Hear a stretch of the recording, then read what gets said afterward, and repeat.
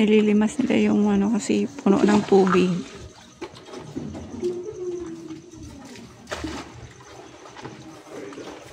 Boot yung ano namin hinukay kahapon.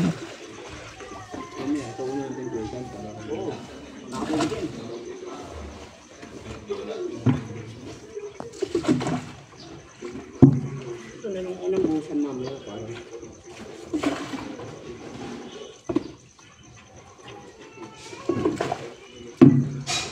Punong-puno eh. Pagdating namin kanina, ano yan yung naipong tubig yan sa ilalim.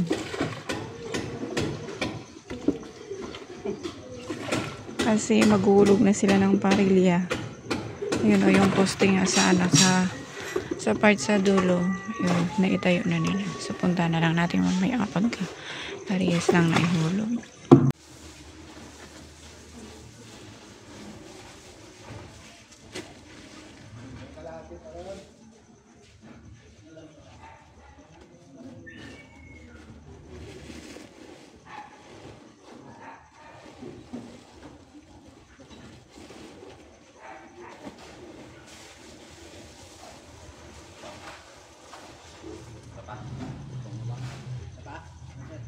So, tapong ito, tubig. Doon sa may gilid ng baka. Ano lang.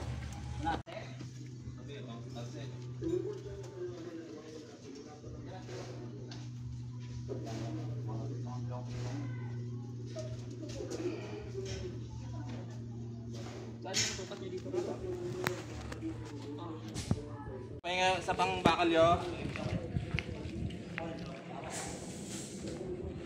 Yo. Magpubuhos sila ng coatings. Saka? Oo. Kahit may clip mapa. Saan?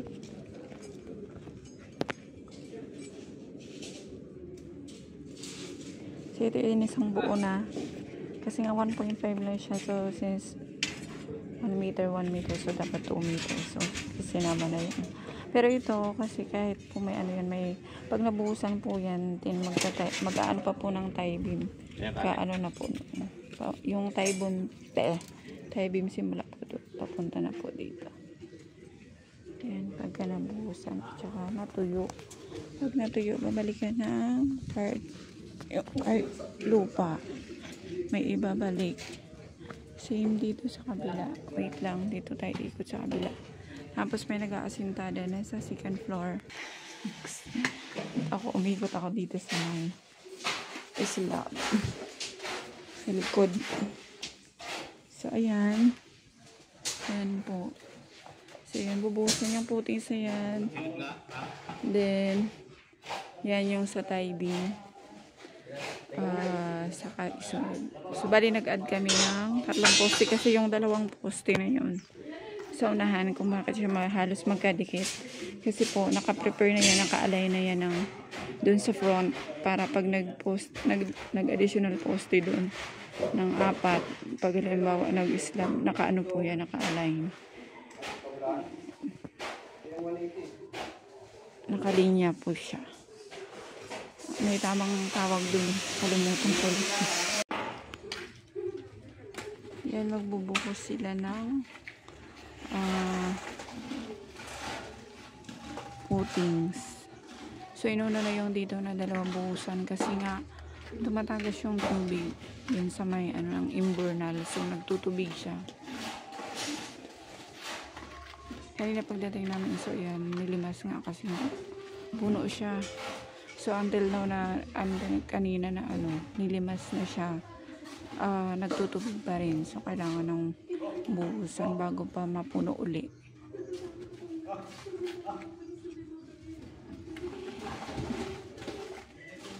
Kasi na ihulog na yung ano, yung parilya at saka poste.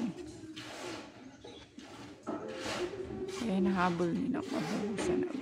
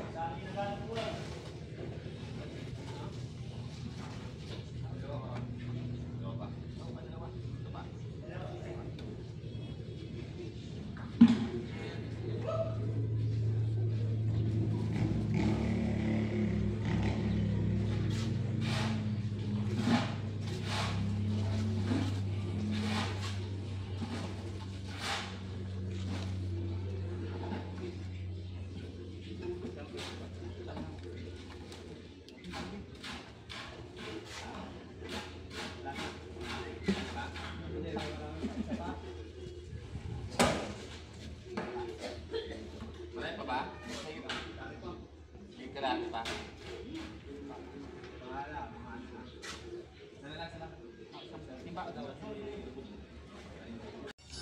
Yan. Yan, mapunta sa loob. Tigas na ba? Anak ko, akala ko hindi na matatanggal pa mo. Ayan, naglalagay sila ng tie beam. Yung bakal para sa tie beam. Hindi, baba natin tayo ng ano, anilyo. Oo, yung anilyo, bababa ko. Paul, pero mga sa magdupon. Ito na lang, ganunin mo. Kawawa pa mo niyan. Diyan ka na lang Sa bagay, ano yan, tanggal ang ano mo dyan. Kung ka dyan. Tanggal ang tawag nito. Yung ano ng paa mo dyan. Kuha akong ano, martilyo. Hindi ko kaya. Nabuhusan na rin kasi nila doon sa kabila yung ano yan, yung coatings. Kaya yan ang nilalagay na nila ngayon, yung Hindi kaya sa gilid. tie beam, para yung sa tie beam naman ang mabuhusan. Oo. So ito po yung natapos ng mga ngayon Saturday. Mula po kanina umaga hanggang ngayon. Uwi na kami. Maaga kami uwi kasi nabusan kami ng buhangin. So, nakapag ano na siya. Galing sa tie beam, nakapag 3 patong. So pagbalik sa Monday, mag-horizontal. So dito po kung mapansin nyo, meron pong mga panambak. Kasi nga po, nagbuhos ng tie beam. Yan po yung may formas na plywood. So, inanuhan muna siya, hinarangan. Kasi pag wala siyang harang, bumababa siya. Lumadaos-dos yung halop na binubuhos pa ganun. Kaya nilagyan muna ng harang. Hindi kagaya dito sa kabila. Ito kasi sa kabila is tuyo. Walang, dito tayo ikot sa kabila. Naglilinis na sila. Tuyo kasi doon sa kabila, kaya wala kami nilagay na kung anong harang. Sayang po. Napansin nyo yung hollow blocks lang. Kasi nga, ano, tawag nito, para lang hindi gumanon yung tawag nito, yung formas at saka yung halo. Kasi pag hinayaan lang, mauubos siya papunta dito. So, ito po yung natapos yan. Then, dito po tayo sa taas. Bali, ito po, 2 weeks po namin ito baklasin. Pagka nabaklas po namin yan, saka pa lang po kami magpa-plumbing at mag-delibil ng flooring. Mag-flooring. Saka, plastering. So, ito yung sa taas. Yung nililiguan. Sima doon. Tapos ito po yung sa taas. Ito po. So, nilinis natin. Yan. So, ito po. Yung nakita nyo yan na may uka, ma'am. So, dyan kasi namin padadaanin yung tubo para sa flooring. Yan. So, yan po yung natapos dito. Ito sa CR nag-start na. Yan po. So, dito.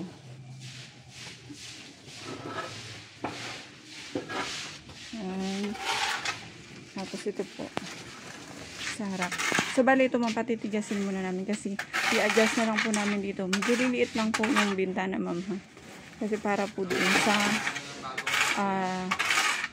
sa kanina sinabi nyo yung sa aircon po. So, patitigasin lang po din. Magbabaklas ng ano dyan din tuloy pa ganun. Parang mag-ano lang kami mag-iwan ng box para sa aircon. So, ito po yung karaan nila sa yan. Yung mga poste na dinugtungan. So, kung mapansin nyo po, nakasplice siya dito sa dulo nung pinagdugtungan. Yan, nakasplice. Yung nakasplice yung parang nilagyan siya ng bewang-bewang. Charot. Basta po nakabench siyang ganun. Dito sa ano niya by dulo din, mahaba po po yung dugtong. Hanggang dito pa po. So, same po sa kabila. Hanggang dito yung dugtong. Then, pagdating po dyan sa gitna ng pinagdugtungan, ang pinakadulo, nakasplice din po siya. So, same po sa kabila. Yan, mga nakasplice.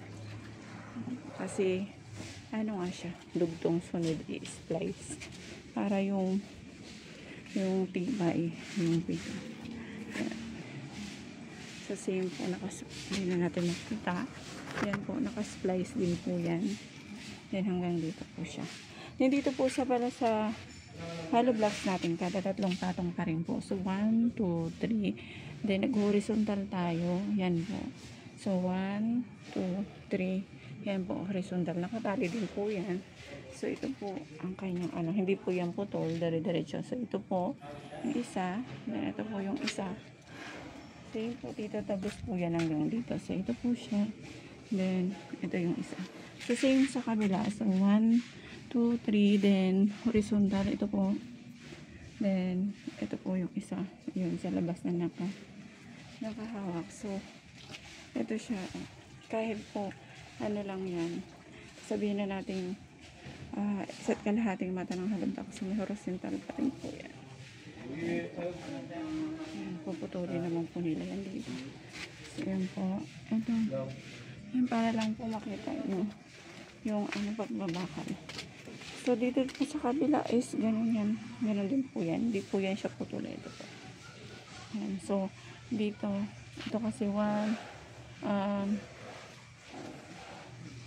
ay. Ito po. Yan. So, ito po siya. Ay, ito. Nahanap ko na sa ayan po siya na sobra pa doon. So, ibibend naman po nila yan papunta dito. So, bali dito po. Yan. So, mag-horizontal ulit. Yan. Same po yan dito sa kabila. Ganun din po. So, yan po muna yung natapos namin ngayon, ma'am. So, naglinis na po sila. Uwi na po kami.